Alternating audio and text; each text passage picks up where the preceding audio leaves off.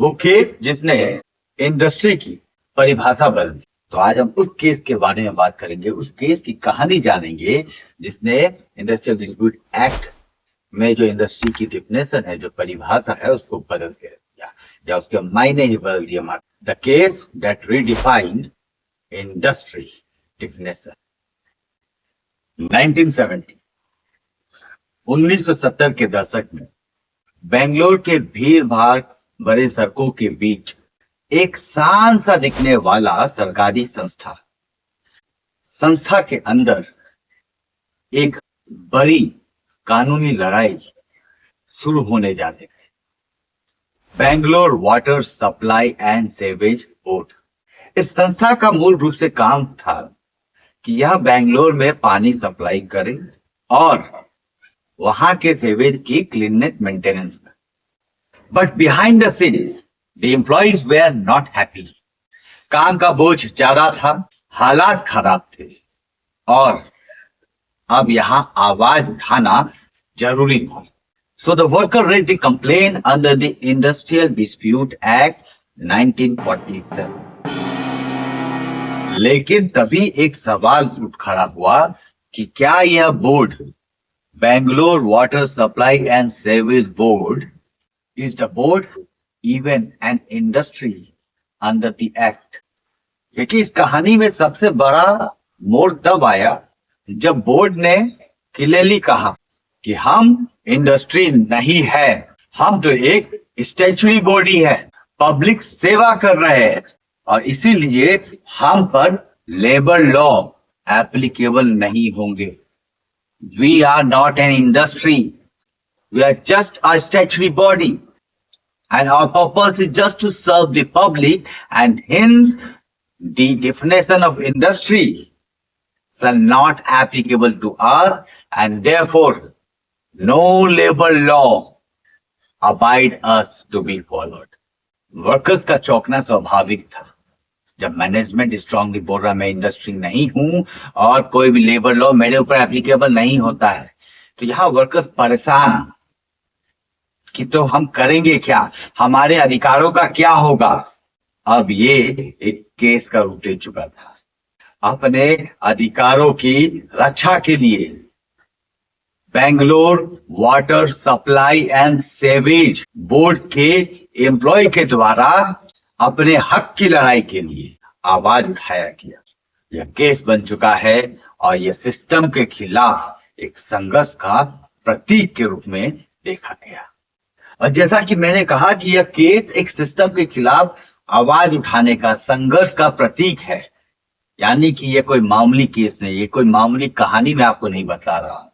तो जब यह मामला सुप्रीम कोर्ट के पास पहुंचा तो 7 जज constitutional bench heard this particular petition. हालांकि ये 7 जजों का एक मत राय नहीं था, पर मेजॉरिटी ने एक डिसीजन लिया।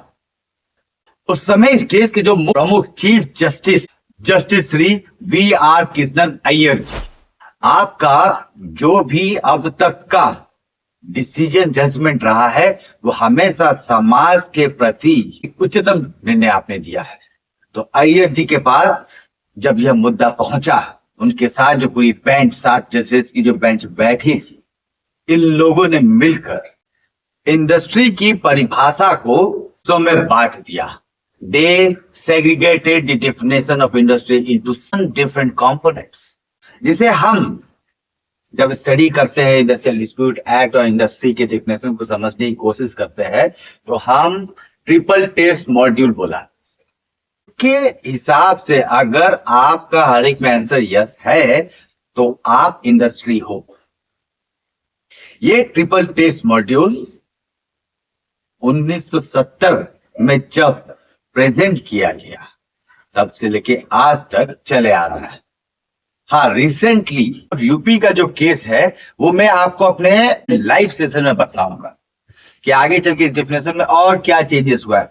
लेकिन ये महत्वपूर्ण लैंडमार्क जजमेंट आपको प्रेजेंट कर रहा हूं, ये बहुत जरूरी है जानना, क्योंकि जब 28 जून को हम और आप फिर से मिलेंगे इसी यूट्यूब चैनल पर और हम जब डिस्कस करेंगे regarding the entire gamut of industrial dispute act, वहां इंडस्ट्री की परिभाषा को समझने में इजी होगा। तो आइए देखते हैं ये ट्रिपल टेस्ट मॉड्यूल क्या है। अगर कोई भी संस्था, ऑर्गेनाइजेशन और एनी बॉडी वहां सिस्टमेटिक एक्टिविटीज हो रही है तो उसे इंडस्ट्री कहेंगे। अगर कहीं भी एम्प्लॉयर और एम्प्लॉई का रिलेशनशिप स्टैब्लिश होता है तो उसे इंडस्ट्री कहेंगे। और कोई भी ऐसा फंक्शन जिसे पब्लिक के डिमांड को मीट किया जाए तो उसे इंडस्ट्री कहेंगे, यानी कि सेटिस्फेक्शन ऑफ वांट्स।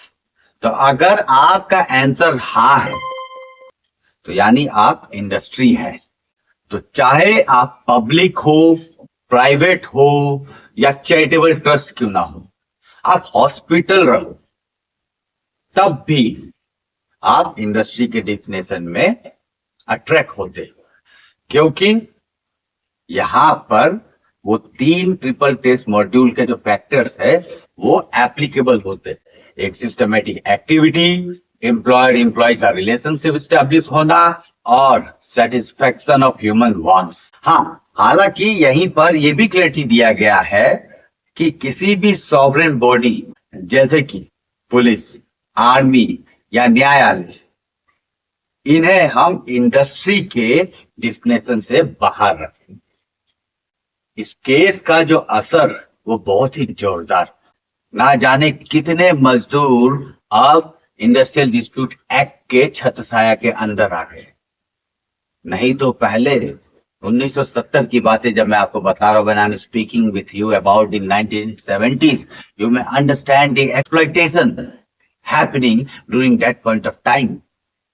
जब बड़े बड़े विद्वान ज्ञानी लोग बोल देते कि हम इंडस्ट्री के डिफिनेशन में आते ही नहीं है और किसी भी तरह का लेबर लॉ हम पे एप्लीकेबल ही नहीं होगा, ये बेचारे मजदूर कहाँ जाए। Bangalore water supply and sewage board versus A Rajappa का केस एक लैंडमार्क केस बना। इसने ना केवल इंडस्ट्री के डिफिनेशन को एस्टैब्लिश किया बल्कि करोड़ों मजदूरों के हक की बात की। उनकी एक संघर्ष की कहानी है। मेरे दोस्तों, हम और आप जो आज इस फील्ड में काम कर रहे हैं, ऐसी कई सारी कहानियां हैं जो हमें जाननी चाहिए। जून 2025 जरूर आना, यही मिलेंगे हम इसी चैनल पे। ना केवल कहानियों पे बात करेंगे, ना केवल लैंडमार्क जजमेंट पे बात करेंगे, हम रोजमर्रे प्रॉब्लम्स के बारे में बात करेंगे। इंडस्ट्रियल डिस्प्यूट से रिलेटेड जो भी सवाल है आपका, आप वहां पूछिएगा। इवन मैं आपसे रिक्वेस्ट करूंगा कि नीचे जो कमेंट सेक्शन है ना, आप उसको इस्तेमाल कीजिए। अपने सवाल पहले से मुझे बतला दीजिए, ताकि आज से 1 महीने बाद 28 जून को जब हम मिले तो हम ऑलरेडी आपके लिए प्रिपेयर रहेंगे और आप भी प्रिपेयर रहिए अपने सवालों के साथ, क्योंकि ऐसी कई सारी कहानियां हैं जो हमें आपके साथ साझा करनी है।